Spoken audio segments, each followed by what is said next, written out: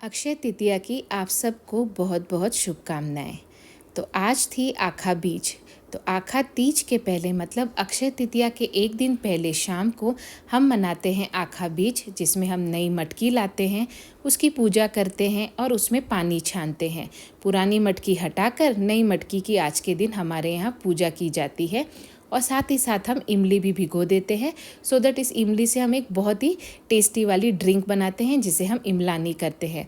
मैं बिलोंग करती हूँ बीकानेर को, तो हम बीकानेर वासियों के लिए आखा तीज और आखा बीज बहुत ही इम्पॉर्टेंट फेस्टिवल है। तो इस तरीके से हमने कर ली थी मटकी की पूजा। शाम को 4 बजे करीब हमने पूजा कर ली थी और शाम का खाना ही इसका स्पेशल बनता है।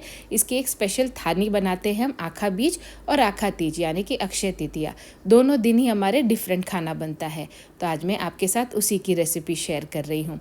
तो इमली का आपको पल्प निकाल लेना है, इस तरीके से अच्छे से मसल कर। अब कोई भी बर्तन, यहाँ पे मैं एक छोटा सा मटका ले रही हूँ, आप कोई भी बर्तन के ऊपर इस तरीके से छलनी रखिए और इसके पूरे गूदे को, इसके पल्प को निकाल कर इस बर्तन में निकाल लीजिए। तो इसे हम कहते हैं इमलानी। आप इसे इमली की एक बहुत अच्छी ड्रिंक भी मानिए, गर्मियों के लिए बहुत ही ज़्यादा टेस्टी और हेल्दी ड्रिंक होती है। तो ये देखिए, इस तरीके से मैंने 2-3 बार पानी डालकर इसका पूरा पल्प निकाल लिया है। और यहाँ पर मैं डालूँगी पानी। तो यहाँ पर मैंने पानी ले लिया था 1 से 1.5 लीटर के अनुसार। आप अपने अनुसार कम ज़्यादा पानी ले सकते हैं। ये देखिए, यहाँ पर 1 लीटर करीबन मैं पानी डाल चुकी हूँ। ऑलमोस्ट 1.5 लीटर इसमें पानी हो गया है। अब इसमें मैं डालूँगी चीनी। तो यहाँ पे मैंने 1.5 कटोरी ही चीनी ले ली थी। चीनी की मात्रा थोड़ी सी ज़्यादा रखेंगे तो इमलानी का टेस्ट बहुत अच्छे से आता है। अब जब तक इसके अंदर चीनी अच्छे से घुल रही है, हम इसकी मसाले की तैयारी कर लेते हैं। तो इसे कर दिया मैंने एक साइड। और यहाँ पर मैंने ले लिए हरी वाली 4 इलायची। इस इलायची के दानों को आपको अच्छे से कूट लेना है। इसको डालने से हमारी इमलानी में एक रिफ़्रेशिंग सी सुगंध आएगी और टेस्टी बहुत बनती है इमलानी।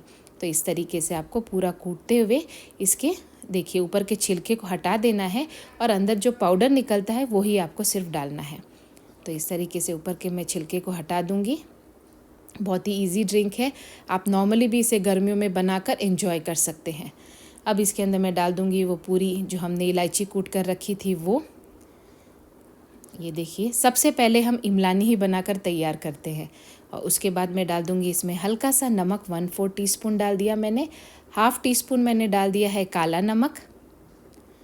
साथ ही साथ मैंने इसमें डाल दिया है काली मिर्च को। तो आधी चम्मच यहाँ पे कूटी हुई काली मिर्च डाल रही हूँ और आधा ही चम्मच यहाँ पर मैं डाल दूँगी भुना जीरा पाउडर। तो इस तरीके से आपको इसको मिक्स करके एक साइड में रख देना है, या चाहे तो फ्रिज में रख दीजिए और इसे एकदम चिल, एकदम ठंडी सर्व करिए। तो सबसे पहले हम इमलानी बनाकर रख देते हैं उस शाम को। अब हम बनाएंगे दूसरी डिश जिसे हम कहते हैं बड़ी की सब्ज़ी, जिसकी रेसिपी ऑलरेडी मैंने आपके साथ शेयर की हुई है। आज एक बार और आपके साथ शेयर कर रही हूँ।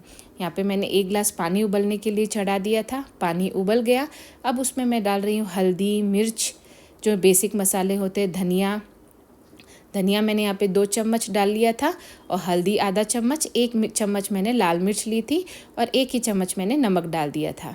अब जैसे ये अच्छे से उबल जाएगा, इसमें मैंने डाल दिया था आधा चम्मच घी और अब इसे अच्छे से आप उबलने दीजिए करीबन 2 से 3 मिनट के लिए, तो मसालों का कच्चापन हट जाएगा। तो देखिए, इस तरीके से ये पानी 2 मिनट में उबल गया है।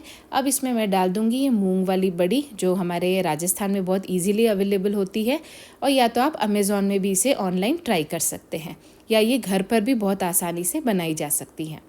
तो मैं यहाँ पर मैंने बड़ियों को डाल दिया था और अब इसे मैं करीबन 5 से 10 मिनट उबलने के लिए छोड़ दूँगी। तो ये देखिए, उबलने लग गई है बड़ी। अब इसमें मैं एक चेक करूँगी, जब बड़ी एकदम सॉफ्ट हो गई है, इसका मतलब आपकी बड़ी की सब्ज़ी बनकर तैयार है। अब इसे मैं कर दूँगी एक साइड में ट्रांसफ़र, क्योंकि सब्ज़ी तो बन चुकी है। अब इसके ऊपर हमें लगाना है एक मज़ेदार सा तड़का। तो उसके लिए मैंने यहाँ पे तड़का पैन रख लिया और उसमें करीबन मैंने 1 चम्मच ही डाल दिया देसी घी, और देसी घी को अच्छे से आपको गर्म होने के लिए छोड़ देना है। जैसे ही घी अच्छे से गर्म हो गया, आधा चम्मच राई, आधा ही चम्मच इसमें आपको डाल देना है जीरा, साथ ही साथ 1 टीएसपी अपने को 1/4 टीएसपी आपको डाल देनी है हींग। ये देखिए, और अब इसको आपको तड़का लगाना है सब्जी पर। उससे पहले मैं डाल दूँगी इसमें 1 चम्मच भर के कसूरी मेथी और हल्की सी मिर्च और डालूँगी तो कलर बहुत अच्छा आएगा सब्ज़ी का। तो ये देखिए तड़का एकदम लग चुका है सब्ज़ी में और हमारी मज़ेदार सी बड़ी की सब्ज़ी भी बनकर तैयार है। तो हमारी थाली की सेकंड डिश भी हो गई रेडी। पहली थी इमलानी और दूसरी बन गई बड़ी की सब्ज़ी।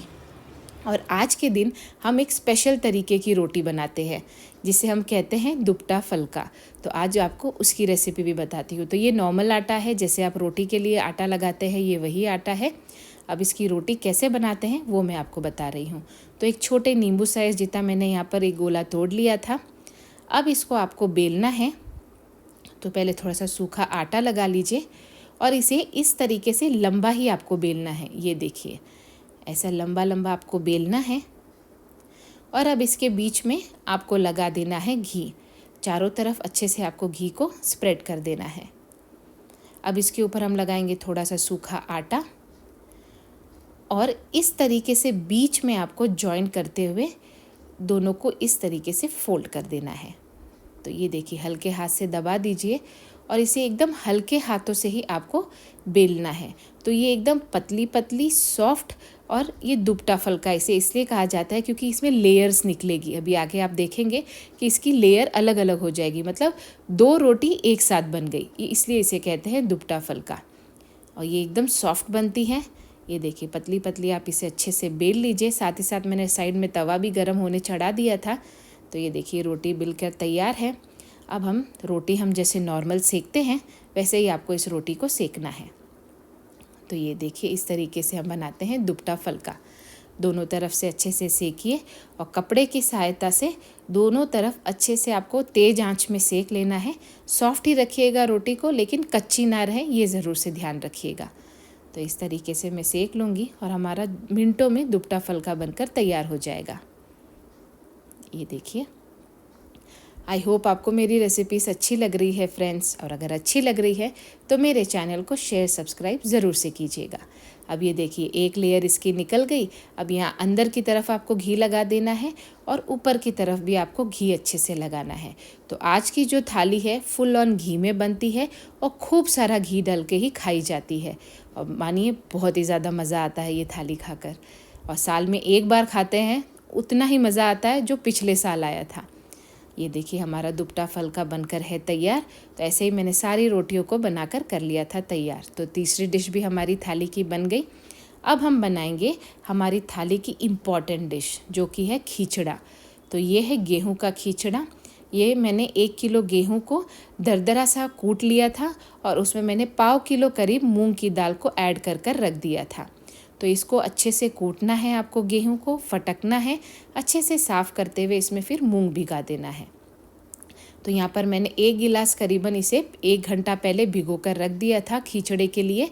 तो ये क्या है बहुत जल्दी भी बन जाएगा और एकदम घुला घुला खीचड़ा आपका बनकर तैयार होगा। तो यहाँ पर आपको एक बड़ा बर्तन ले लेना है। जितना आपने खीचड़ा लिया है उसका चौगुना पानी आपको डालना है। तो जैसे मैंने 1 गिलास लिया था तो मैंने 4 टाइम्स इसमें पानी डाला है। तो जैसे ही पानी अच्छे से उबल जाएगा इसमें आपको डाल देना है नमक स्वाद अनुसार, और ये सब तेज़ फ्लेम में ही मैं कर रही हूँ।